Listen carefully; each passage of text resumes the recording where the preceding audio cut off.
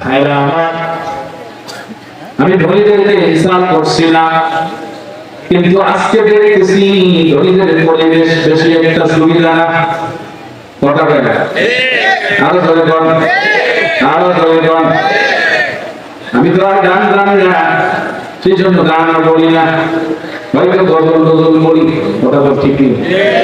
কিন্তু আমার ভাইয়েরা গো, দেখে কত সম্পদ দিলে পরে, কত সম্পদ দিলে পরে মানুষের সম্পদের খায় মিটবে। এজন্য হাদিসে রাসূল বলেছে, আল্লাহ যদি কাউকে একটা পাহাড় সমান স্বর্ণ দেয়, কি দেয়? স্বর্ণ দেয়। কথা বলেন না, একটা পাহাড় সমান কি দেয়? স্বর্ণ দেয়। সে বলবে, আল্লাহ আমারে আরেকটা স্বর্ণের পাহাড় দেন। ঠিক না? ঠিক।